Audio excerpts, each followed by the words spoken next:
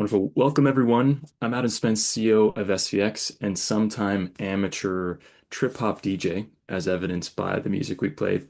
Just delighted you're joining us for the quarterly Impact Index webinar.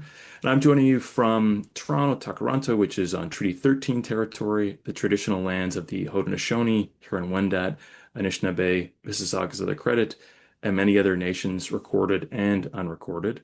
Grateful to be able to meet and work on this land, including the opportunity to share time with you today.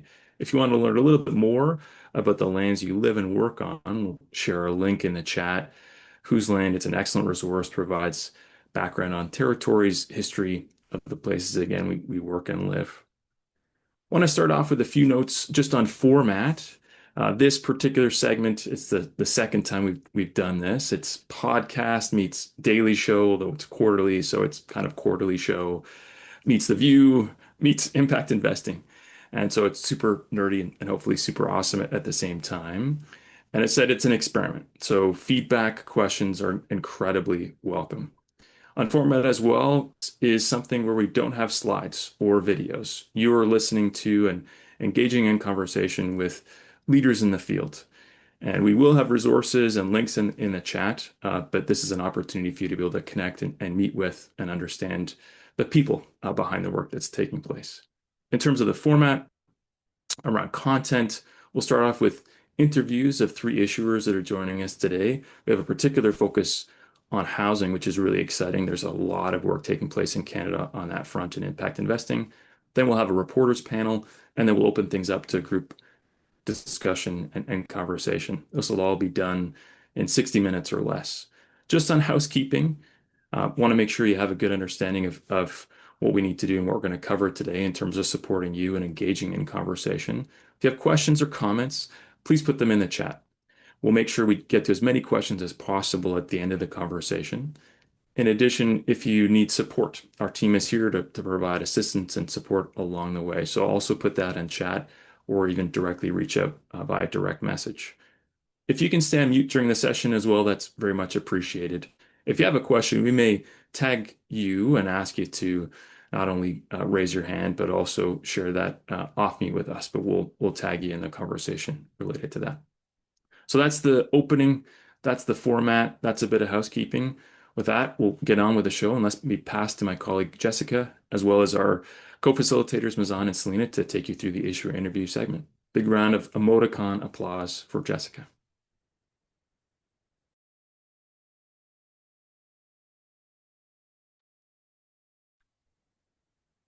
Thanks, Adam. I think we're just gonna switch up the order a little bit here, and I'm gonna go with Ryan to start off the interview for Weave Community Capital. Perfect. Thanks for Awesome. having me. Yeah, thanks, Ryan. It's great to have you. So we'll get right into it. So community bonds have been around for a while, but Weave is kind of taking this innovative approach by structuring them into an investable fund. So I'd love for you to just start by grounding us in how this model actually works. Absolutely. Well, for starters, a community bond is a way that anyone can make an investment into a community project that's typically backed by a real asset. As you explained at Tapestry, we've supported many of these projects nationally, and the greatest participation has come from individual retail investors. And with Weave, we're scaling up the model by enabling participation from institutions and accredited investors that are going to provide matching and catalytic capital to these local campaigns. So something that we've seen over time is that issuers are going to market with larger community bond campaigns and wanting to tap into greater institutional capital. And we also see the power in the community bond as a tool that really shifts control to community organizations because they get to set their own investment terms. They get to raise capital on their own timeline. And it's a really great way of increasing community participation and ownership into impact investing. Where I think a common critique that we often hear or pushback around ESG is that, it's all nonsense. You don't know where your money is going. It's all greenwashing. But the difference with the community is, I can take the Spadina streetcar. I can go visit the Center for Social Innovation. I can walk up Spadina and visit the Center for Social Innovation. I can take the streetcar across college and go visit Hughes Room, a locally owned music venue. So it really connects place in impact investing. That's really helpful. I think it really highlights how the power and the complexity of community bonds. Um, so I'm curious then, given Tapestry's experience with raising over $100 million, what led you to create Weave as a fund structure and what wasn't working in the existing model? It's a great question. Well, for starters, we can go from the perspective of community bond issuers. These are nonprofits, charities, and co-ops that are on the ground fighting and advocating against some of the very real challenges that we face, whether it's income inequality, housing affordability, adapting to climate change, or access to arts, community, and cultural spaces. And the community bond model was working, and issuers were going for repeat offerings for much larger, more ambitious projects. So, to give a couple examples, 2 years ago, we worked with the Ottawa Community Land Trust, a brand new organization with the mission of preserving affordable housing in Ottawa. They started their first raise at 1.7 million. They hit their goal. They increased it to 3 million. They hit their goal. And now they've gone to market with a $10 million community bond raise. That's also in partnership with another affordable housing organization, Centertown CCOC in Ottawa, that's raising 15. So they've gone from a $3 million campaign to a joint $25 million campaign. So there's a need to tap into additional capital, not just local investment. And then there's also a challenge that organizations are operating on the ground, delivering on their mission, whether it's building housing or providing cultural space. And it can be very challenging to go through due diligence with all different types of institutional and accredited investors. So we've given them access to go through one investor who can provide up to 25% capital towards their community bond goal. The second motivation behind Weave from an investor perspective came from meeting with so many institutions and accredited investors over the years who said, wow, we love community bonds. They're so high impact. We really believe in what the model is, though it's not at a large enough scale that we can participate. So these individual community bond campaigns that are raising 1 to 5 million doesn't work within our minimum investment size, or we're not going to do the underwriting on all these projects, or just from a portfolio standpoint, we don't do direct investments. We need to invest in diversified products. So this opportunity for Weave to be able to be a $30 million fund that's investing in 20 community bond issuers nationally, in affordable housing, climate and renewable energy, and community space becomes really appealing both to community organizations that are raising money who get to tap into the 25% catalytic capital, and also to institutional investors who get to make one single investment with Weave and then have that diversified impact across the country. That's great. And so when you're talking about scaling community bonds in Canada, where does those barriers actually stem from? And I know you mentioned on the investor side, working with larger investors, that could be hard to really have that connection. But would you say there's also barriers that need to be addressed on the regulatory side or on the issuer side of things? Yeah, absolutely. I think our team is always working at these three different angles. What can we change working with issuers? How can we incentivize and mobilize more investment from investors? And then can we actually change about the system? I know we were playing hip hop, so like how do we change the rules of the game that we're operating in? From the issuer side, it's a lot of where Tapestry, Weave's sister organization, comes in because we provide advisory services, support, investment readiness programs to nonprofits, charities, and co-ops who are considering community bonds. And we also have a tech platform that makes it easy for them to administer community bond investments. So we're going to continue that push nationally around both education awareness and investor and issuer readiness. From the investor perspective, as I mentioned, like tapping into Weave as a fund and also promoting more campaigns locally. And from a regulatory perspective, in addition to the great work of Catalyst, Tapestry is one of the incubators of the Community Capital Coalition, or 4C. And some of those mandates are specifically focused around how do we mobilize greater retail investment into community bonds. And something that we're advocating for is around better tax treatment for community bonds. And what that would look like is being able to more easily hold community bonds in tax advantage accounts and also looking at things like a tax credit, which we see in Atlantic Canada through the CEDIF model. How is that something we can scale nationally and more even the playing field when it comes to community investment? That's really amazing. Thanks so much, Ryan. I think it's really interesting to hear all this great work that Weave and Tapestry is doing, and looking forward to seeing what's next. Thank you. Thanks for having me. Thanks. Thanks. All right, I will pass it on to Jessica.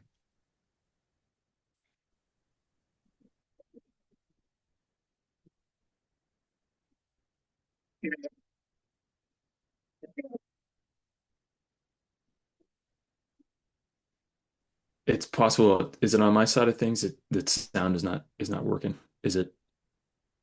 I can't hear it either, unfortunately.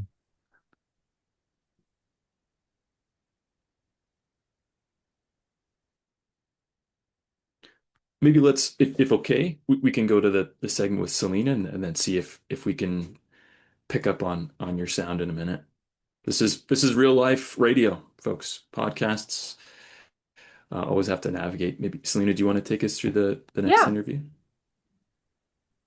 yeah, for sure. Sorry, am I proceeding with the Heartwood interview? That would be great. Okay, Yeah. perfect. Thank you so much.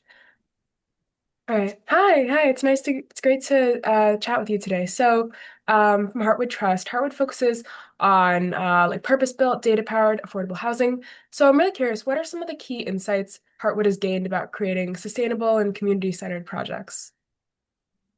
Thanks, Selena, and hi, everyone. Adam and Jessica keeping us on our toes today. Thank you to the SVX team for hosting today and inviting me on. Really appreciate it. Really just quickly, I'm Jane Chan. I'm VP of Capital and Corporate Development at Heartwood.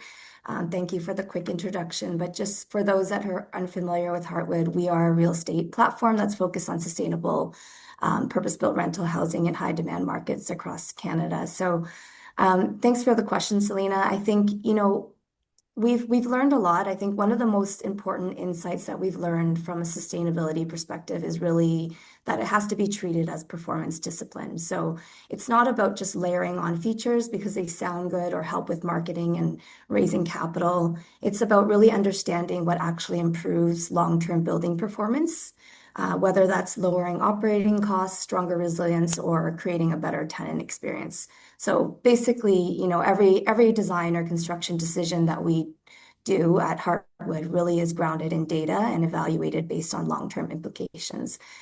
We spend a lot of time analyzing how building systems and energy performance and material choices really affect different things. And it's also about learning when to stop. So a large part about sustainability that we've learned is having thoughtful restraint. So it's not about just doing everything that's possible, but it's about doing things that really move the needle. And that's where,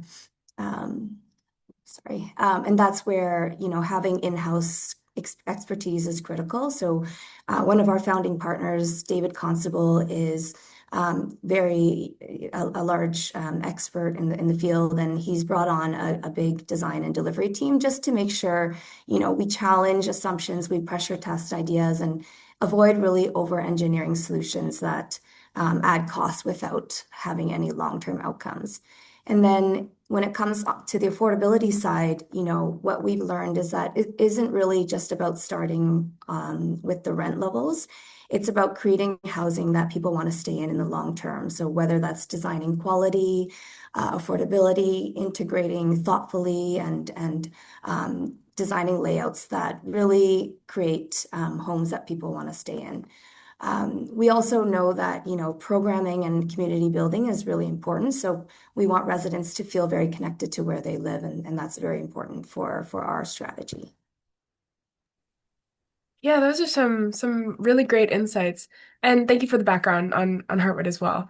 And so you work with municipalities, nonprofits, developers, and investors. And what's your experience been really aligning these stakeholders to move projects forward? And what have you learned from all this? Yeah, thanks. So as we all know, housing delivery is really fundamentally collaborative. So, it's the real challenge isn't about just coordinating between the groups, but it's about aligning their needs around risk and time horizon. So as you can imagine, every stakeholder group has a different thing they're trying to solve for. So, for example, municipalities often focus on whether housing actually gets delivered and if it remains attainable for the long term. You'll see community organizations really reflect on the local needs and how to improve livability for their community. While we deal with investors, they're very focused on risk, return, and downside protection.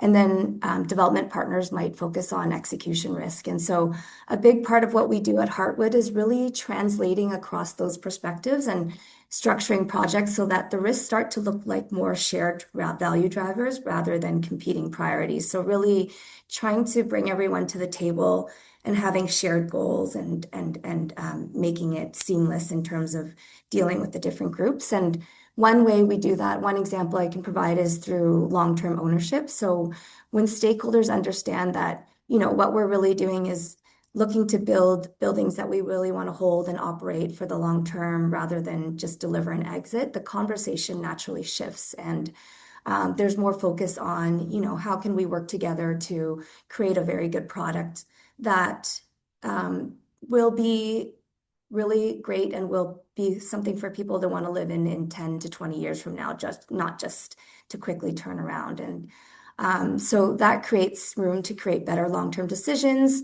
I touched on that a little bit earlier, but around design, sustainability, and affordability commitments. So that's really something that's truly important for us and having everyone at the table. Yeah, I really appreciate that and that perspective that you mentioned. It's a really important one to take. And you had mentioned earlier as well, really working with residents. So I'm curious, community engagement is so critical. And how does Harwood approach engaging residents and local organizations? How has, this changed? What have you learned from it? Yeah, and in rental housing, really, rental residents are one of our key stakeholders for sure. And I think our philosophy has always been that housing performs better when it reflects the local needs and rather than applying a uniform model everywhere. So a little more about Heartwood's strategy. We deliver rental housing across Canada. So we have different markets, so whether it's GTA, Hamilton, Ottawa, London. So we really want to make sure we really focus and canvas the communities that we serve. And so engagement is something we really try to embed early on. It's not just to facilitate approvals, but really meaningfully to shape the project design. So, we have conversations with municipalities, residents, local organizations, and that helps influence decisions, whether that's unit mix, strategy around affordability, suitability, amenity programming, and that's all something we take into consideration. These inputs really help ensure the projects are also deliverable, but also responsive. So that's, something that we really focus on. And one lesson we've learned is that engagement is really, it works best when it's practical and outcome focused. So stakeholders have more constructive feedback when they see it translate into real changes. So whether that's, accessibility and local neighborhood integration, we really want to make sure, their feedback is incorporated throughout the process. Thank you so much. Yeah, that's really, really great. A lot of really great, exciting work. So looking ahead for yourself and your organization, what opportunities or innovations do you see that could really accelerate the development of the development and sustainability of affordable housing across your target markets?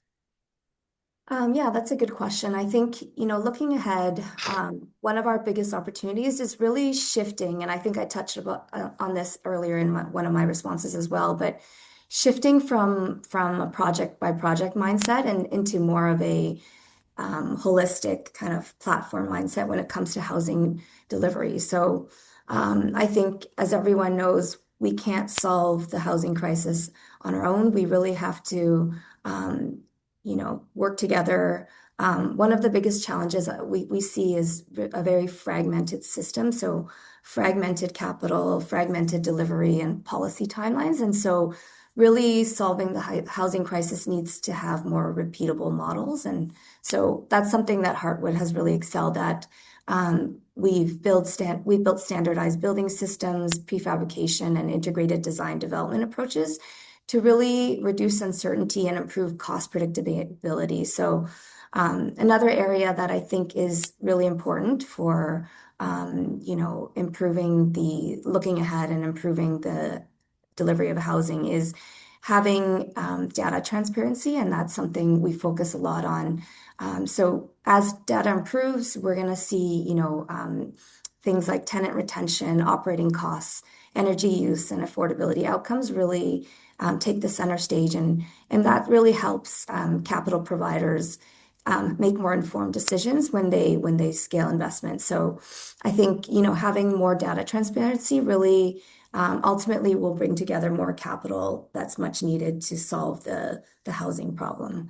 And then lastly, I would just say, touching on the affordability side is really shifting the focus in seeing that affordability is not just a checkbox, but it's really a form of risk mitigation. So, one of the largest risks to cash flow in something that we see is tenant turnover, and actually having affordable units and affordability, it makes sure that you're able to hold tenants long term, and that's really helpful in the long term. So. Great. Well, thank you so much. A lot of great insights, great work being done, and I'm sure a lot more to come. So thank you so much. Thank you for the conversation, Selena. Yeah, of course. And I'm going to pass it over to Gabby. Thanks a ton, Selena, and thank you, Jane. Let me just get myself on the screen as well as Andrea from Catch Fund. Awesome. Thank you, Jane and Selena, for that. And now I would like to welcome Andrea from Catch Fund to the virtual floor. Andrea, thank you so much for joining us today. To start, Catch emerged from a housing fund, a housing lab that was funded by CMHC in Hamilton. So the mission of this was to co-design a systemic solution to sustain and develop affordable housing near transit. So I'm curious to hear from you. What were some of the key insights that came out of this work? Thank you. So, the first thing was this realization that we have a bit of a systems glitch, and I'll just sort of echo my colleague Jane that there's the fragmentation, and around transit and housing, it's really bad. So although we all know that it's good to live near transit, they create sustainable, prosperous, connected communities. When we develop them, transit-oriented development, currently there's no means of ensuring that affordability stays in the mix. And so often what happens is we actually lose affordable housing when we do transit-oriented development. The provinces actually have to resell the land for highest and best use, which prices the non-market housing providers out of the market. All of the naturally occurring affordable housing gets purchased for redevelopment and often for condos at a higher value because of the potential to increase revenues. And the people that need to live near transit actually get pushed away. They tend to be the racialized communities and lower income communities often live in these areas that are being developed, and they get pushed out and displaced. And so what we found was that we really need to have a new approach to transit-oriented development that starts before the land value uplift occurs, that is coordinated and planful, and has those who live in those neighborhoods in the room for the planning process. Yeah, and that's a great segue to my next question, which directly talks about that planning process.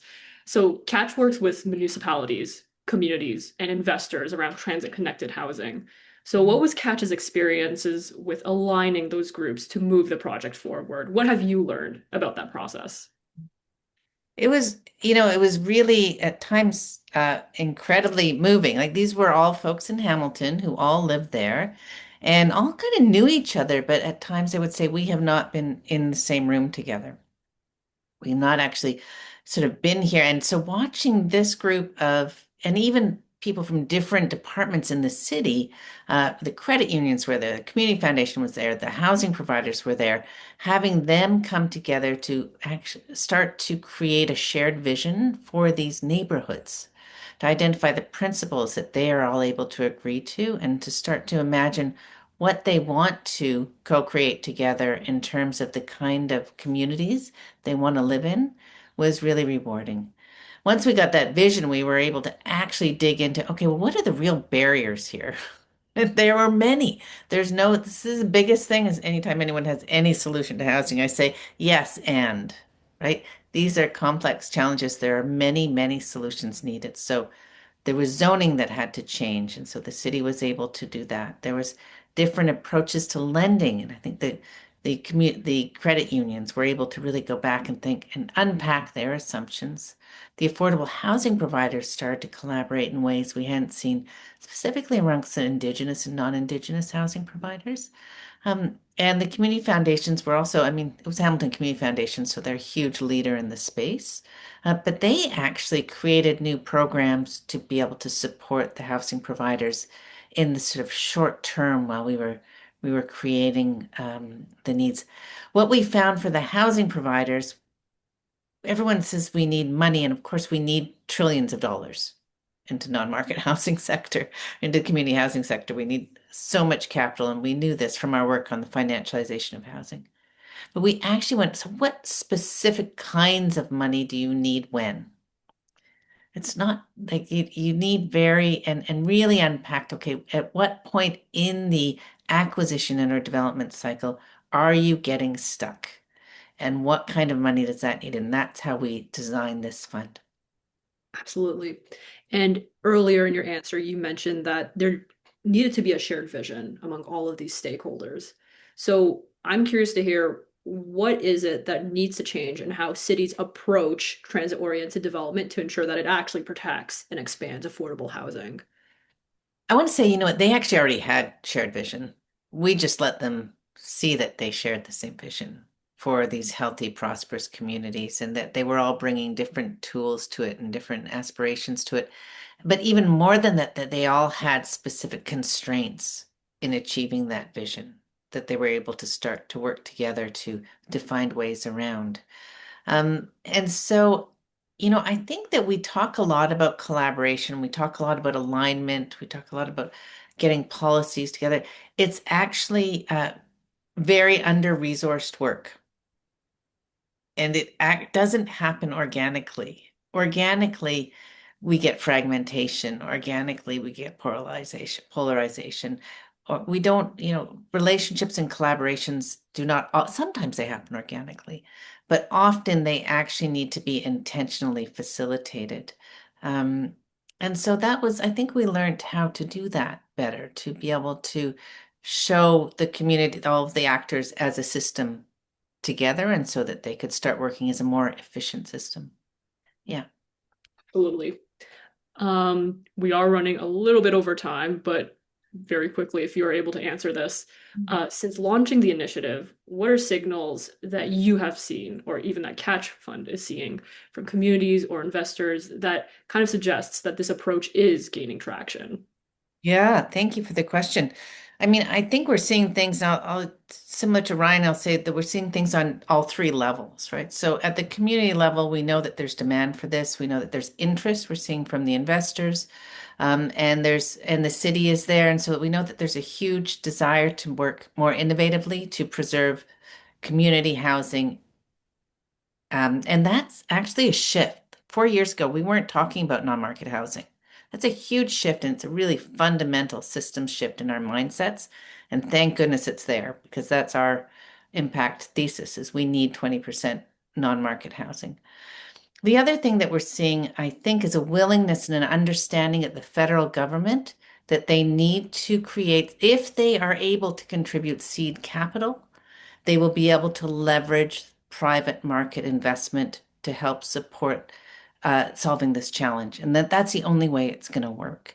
And I think that this is something that you know, I hope that will be shown in the scaling and of Weave, and also the scaling of Catch and others that are using these fund of funds model. Housing has to happen locally, but the money has to come nationally. We're seeing huge interest. We're heading out next week to Edmonton, to Saskatoon. We're talking to Kitchener-Waterloo. We're talking to Ottawa. We talked to Victoria. So community foundations and municipalities want to get in the game. They want to be at the table solving this and supporting the non-market housing providers. And so creating the pathways where they can do that is a very rewarding process. Yeah. Very glad to hear that. Andrea, thank you so much for sharing these insights. This was a really interesting case, and thank you for joining us today. Perfect. And now I will pass it to Adam for the next segment of our webinar. Amazing. Many thanks, Gabby, and thanks, Andrea. Also, Selena and Jane and Mizan and Ryan for sharing your stories. I think it is incredible the work you're doing. We will also invite you back at the end in the final segment of the call to engage in conversation. So they'll be staying tight. If folks have questions that they want to ask, again, put those in the chat. We really want to make sure. I'm really to welcome Erik Stein from ImpactAlpha and Diane Berard from Future of Good to share their insights in a reporters roundtable. You might have seen this is Power and Politics Impact Investing version. And so really excited to have them a part of this conversation today. I just want to start off with story. I think that's important. These folks that tell stories, keen to hear their individual stories as well. I'd love for you to tell your story, your focus areas, and what drew you to covering impact investing in Canada and globally. And let's start with Diane first. Well, first, thank you for inviting me to this panel. Well, my personal story is that I started my career as a traditional business and economic reporter, and then came the tsunami of the financial crisis in 2008. And as a business reporter, it got me physically sick. Like I got a lot of fatigue from covering all the schemes and all that happened during that financial crisis. So I pivoted towards solution journalism.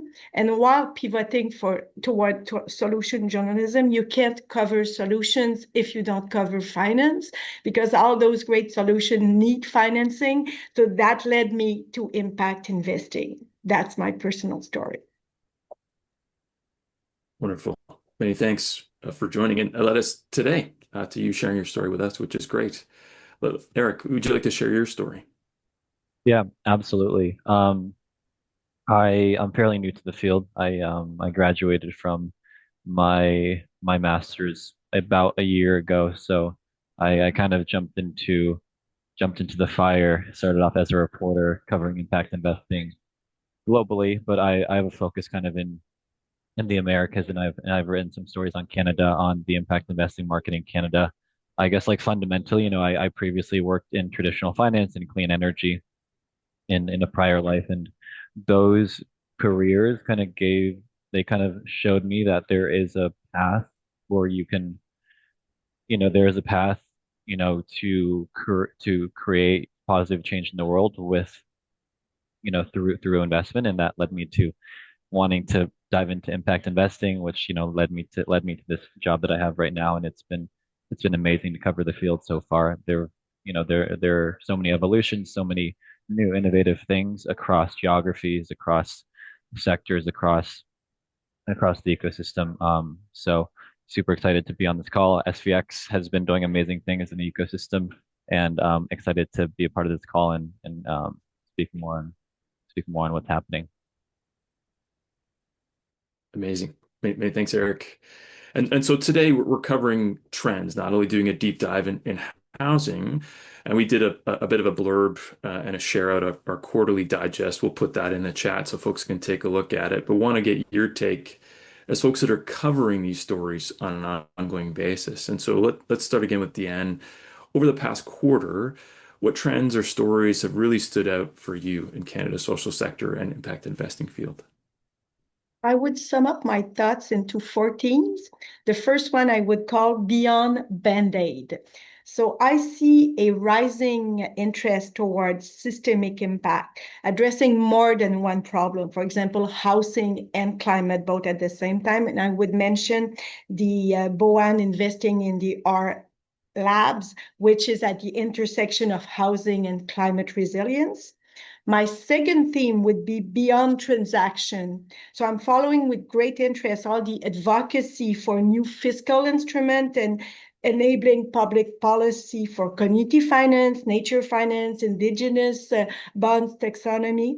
So that's a very exciting new trend. And then my third theme would be the impact of the unusual suspects.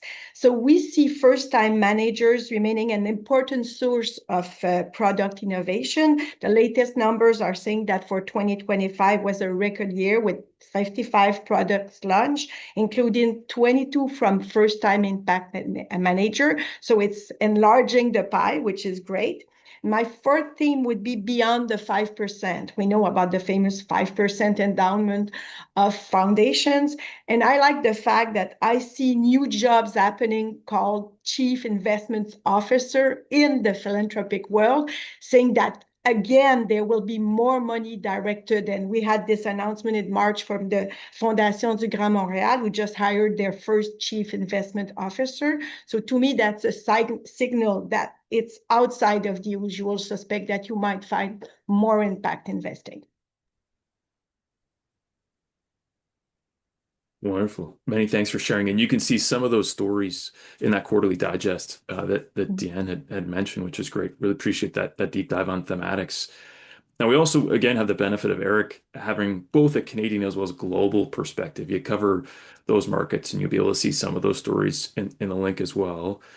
What do you see, Erik, as being some of the most notable trends and stories in impact investing you've been following? And then how do we compare Canada versus the rest of the impact investing market around the world? I think kind of what Diane was speaking about, with philanthropy kind of being more involved. I think there is now kind of a large reshuffling of of just people of, financial institutions and philanthropy and, other sources of capital rethinking how to allocate it. And it's this, I'm trying to think of like a better way to phrase it there. People are rethinking about how to deploy certain types of capital. Foundations are rethinking how they're deploying grant capital, and some are now opening up impact investing arms, which is very interesting, providing, low cost capital that allows them to recycle and, use more of their capital more effectively. And you have obviously pension funds, you have large institutional investors that are starting to, build an appetite for scaled investments in impact. You have high net worths and families that, are starting to see these topics pop up in their kind of in their portfolio or as options, through their wealth advisor. So right now, and kind of the collaboration of all those actors, of public-private actors, is there's a lot of work being done trying to bring those type of actors into effective models that, drive impact and generate returns. And kind of that said, I think we've kind of gone through like iterations over the past couple of years of, large blended finance, funds, these partnerships that have, some of them have failed, but I think we're at a point in time where we're like the ecosystem in general is reflecting on what worked and what didn't. And I think there's a lot of innovation being done right now around, designing innovative funds, bringing in new investors. I think, for example, place-based strategies are quite, you know, are quite interesting. And Canada has a lot of place-based investors that want to invest in their region. In Quebec, I think I forgot the name of the manager, but I know there's an impact fund that invests in Quebec and other areas. And you have like, and for place-based, it's interesting because you can actually look at investors in that community that would not otherwise be classified as impact investors, but because they're invested in the well-being of the community, they're happy to contribute and invest in that solution, such as I think schools and endowments and other regional actors play a big role there. So those are kind of like the larger evolutions I'm seeing kind of in the space as a whole. Happy to answer any more questions on that. Amazing. Many thanks. We'll have to ask you later on how Canada ranks versus the US. And it's very sensitive at the moment vis-a-vis hockey, but we can get back to that question a little bit later. But let's maybe pass it back to Deanne and go deep into some examples. And so, are there recent projects, funds, or initiatives, particularly in real estate, social purpose real estate, community real estate, or housing in Canada that you're following, you see as successful models that you want to highlight? Well, I'll tell you three stories from Quebec. So the first one is about nonprofit student housing, which is probably one of the hottest market in Quebec right now for decommodification. So there's this nonprofit called L'Utile, and L'Utile just launched a private fund of 30 million with Société ipso facto, and that will get them farther. I mean, the latest, they just announced that they're constructing in Rimouski a 155 student housing project. So they're announcing one project after the other. And what's interesting about student housing is that's a big part of revitalizing a neighborhood. We have one project that's going on in Park X with L'Utile, and that's a new clientele that you bring that brings life to a neighborhood. So it's very interesting. The next story is community finance, and in Quebec, it's all about workers' fund because we have two very strong workers' fund, Fonds de Solidarité and Fonds d'Action, and both of them are heavily invested in a housing. Fonds d'Action is into cooperative ownership. They have a 90 million fund to build 1,000 community co-op ownership. And then the other fund is into social and affordable housing. And the model works that the Quebec approach is to say, okay, you are delegating to the workers' fund that they're going to manage public money to build housing, and also that they also work with other actors. Like, for example, there's another housing fund that includes like Caisse de dépôt, and so they're trying, the workers fund are often in the middle of a blended finance initiative.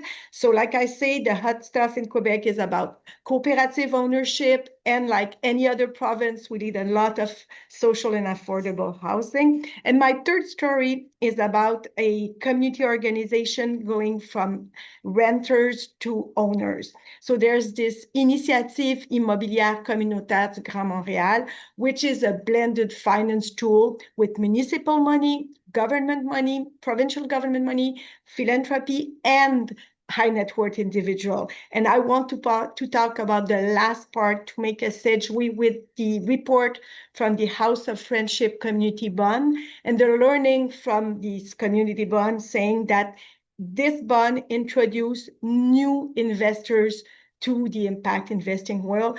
That's what the Initiative Immobilière Communautaire did. I met with Danny. So Danny is the king of cooking sauce in Quebec. So it's a third generation company, and his family has been making cooking sauce forever. The sibling and him decided to sell the company, and they had a ton of money. They didn't know yet how to invest it. And luckily, their private financial advisor told them about this initiative. And then Danny says, well, I don't know what impact investing is, but I want something done in Montreal, and I want the impact that's real. I want to see the impact. So they told him, with your money, community organization will be able to stay in business and keep their mission. So what Danny says is that whenever he feels like he has a bad day, he drives by Le Centre Communautaire des Femmes in Verdun, which is a women's shelter, and he says, I contribute to the fact that this center will exist for a long time. So you see how this is the example how to make impact investing real and to attract new people. And after that, maybe Danny can invest in other impact investing ventures, but this one was the door because it was real, because it existed, and it was in his community. So those are my three stories. Amazing. Many thanks for sharing. Really appreciate the opportunity to do a deep dive. Lots of work happening in Quebec, stories that need to be told and understood, given the leadership that's happening there, in the rest of Canada. And also love the idea that cooking sauce resulted in an impact investment. And so In saving a woman's that's shelter. a right. That has so many benefits. Let's talk again global as well. Get the connect. Erik, you cover a lot of impact investing funds and fund managers in terms of their traction, track record, capital raises all around the world. Could you talk a little bit about how LPs, how investors are structuring their support for fund managers internationally, and maybe what can we learn in Canada from that particular experience? Um, I'll s- I'll speak kind of on this concept of emerging managers. So, um, emerging managers are kind of they represent the health of an impact ecosystem. You always want new funds, new managers with innovative ideas coming through and challenging more mature funds that that have been around for a while and that don't have to be innovative because they have, solid follow-on investors. They don't really have to rethink their strategy too much. In a space like this that's constantly growing, emerging managers are essential to growing any ecosystem. And Canada's emerging managers are very promising, and Canada does not have that many impact funds, so it's still kind of at like an earlier stage, kind of in its growth, where through its social finance fund, which has incubated, I believe, three fund to fund managers. They are supporting, a handful of, these impact emerging managers. I think, for example, Misfit Ventures is an LGBTQ plus focused manager focusing on those founders in Canada and really trying to help kind of with that access gap in the market. So I think, yeah. So, and also statistically, emerging managers also perform better than more established fund managers. Just if you look at venture as a whole. So if you're looking for impact and quality, emerging managers are a great opportunity. However, they're usually smaller. They usually don't really, they usually aren't able to bring in large checks from institutional investors. But I think having something like the social finance fund that's intentionally looking to incubate and to support these emerging managers, that, from what I'm seeing is like that's one of the more essential kind of parts of growth in the ecosystem. And I think Canada is already doing a good job of that. But I think that's something that kind of goes across the entire ecosystem. And and yeah, I'm sure you guys probably know a lot of emerging managers and can kind of understand how what they're doing is super important. And and if the solution that they're bringing to the table, if it works, it definitely deserves the attention of these larger investors. But yeah, you just have to build the infrastructure. So Wonderful. Many thanks for sharing. I think again, it's beyond the check, right? So it's not just an investment, it's technical assistance, grants and contributions, networks. So LPs can play a real role, and then emerging managers represent a ton of potential in Canada and beyond. There's been a lot of success, and you've covered a lot of those stories. Maybe want to open up the conversation both to the audience and maybe we'll bring in spotlight the fund managers and intermediaries that were speaking earlier in the call to be able to first tag. There were some questions in the chat that were identified, and we can make them part of a live conversation. So I know that there was a question first on if how folks consider and set community bond terms. So maybe if you're still online, Dipesh, if you want to just raise your hand and just call that question out, and then Ryan, I know you put a comment in the chat, but be good just to have that on the record for the podcast. So Dipesh, are you still on the call?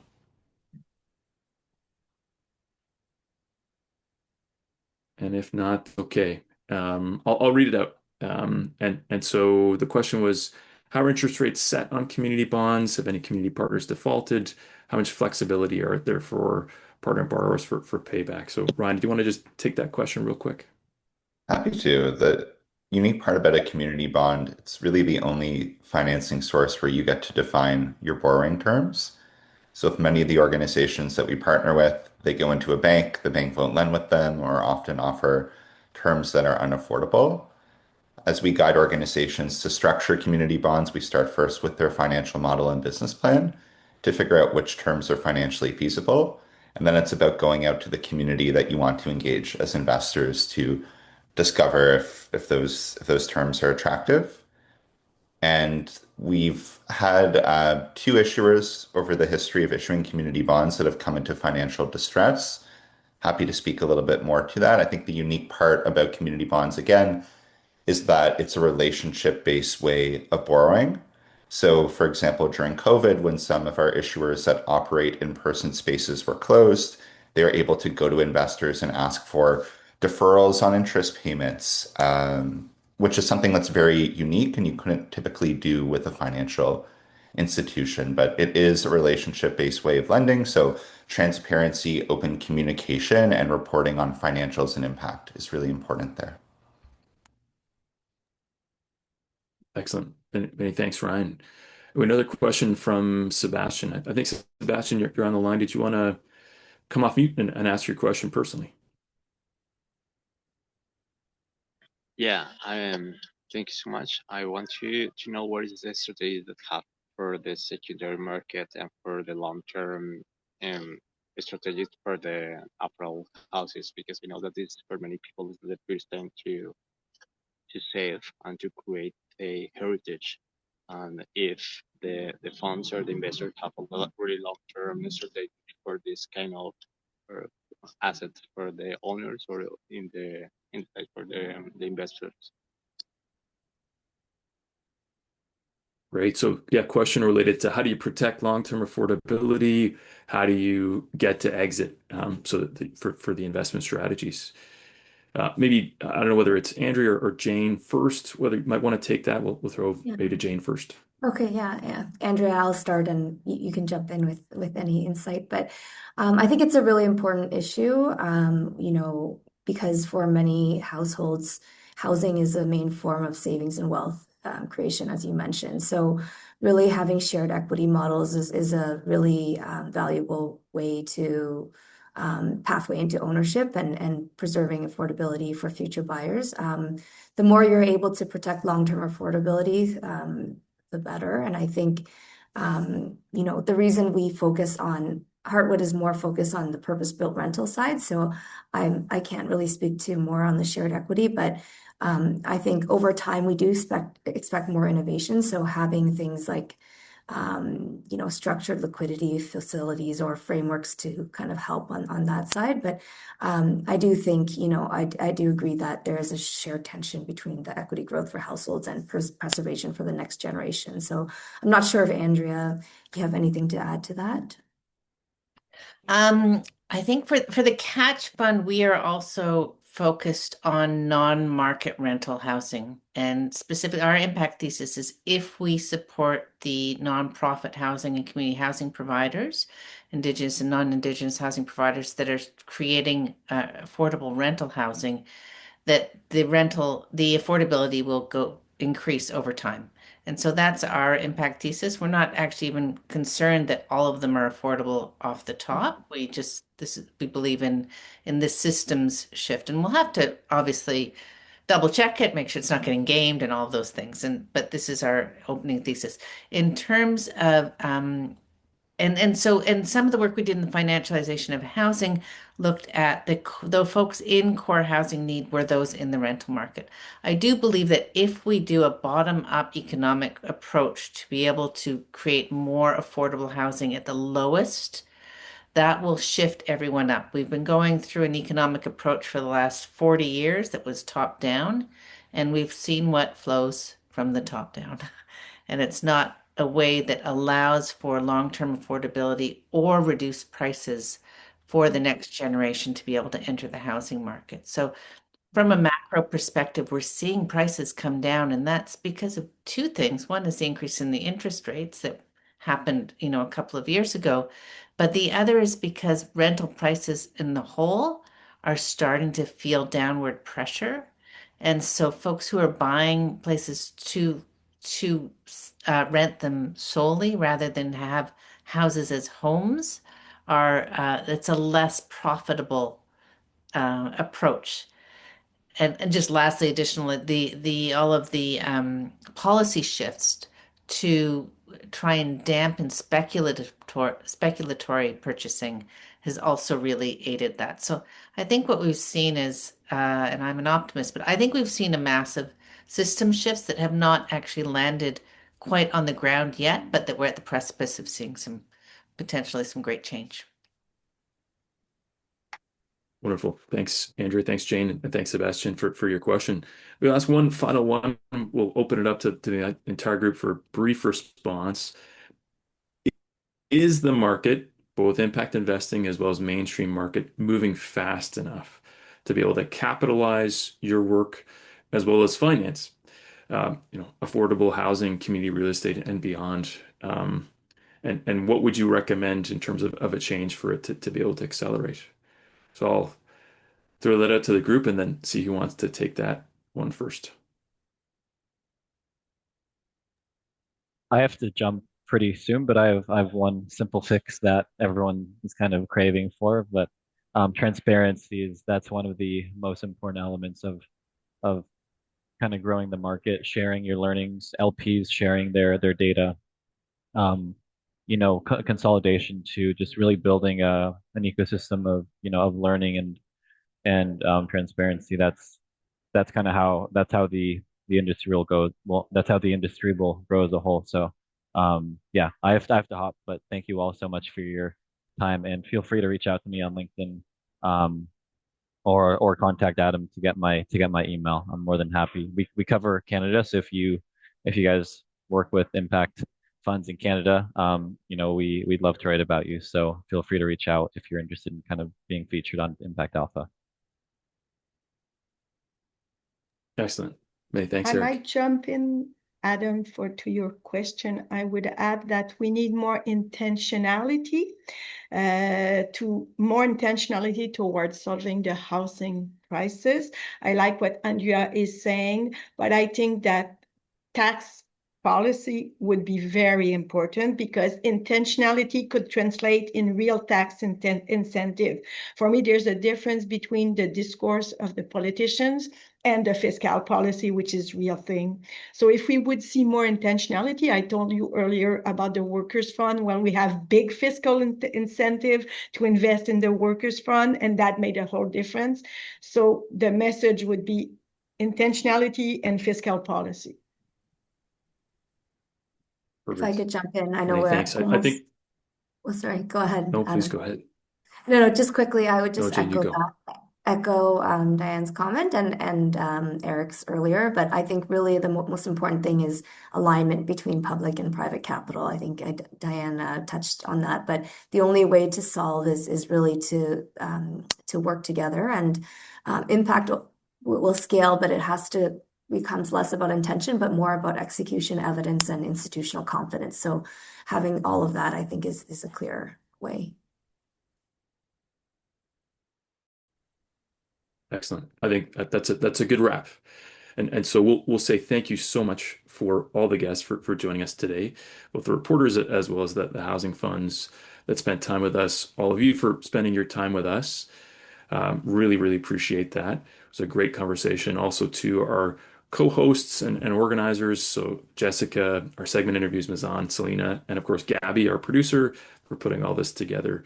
Just really appreciate that. There'll be some additional resources we'll send your way. There'll be a recording of this, and we'll send the link as well. But just appreciate your time. We'll look forward to the next conversation and hope you have a wonderful rest of your day. Thanks so much. Take care, everyone. Thanks, SVX. Thank you. Thank you.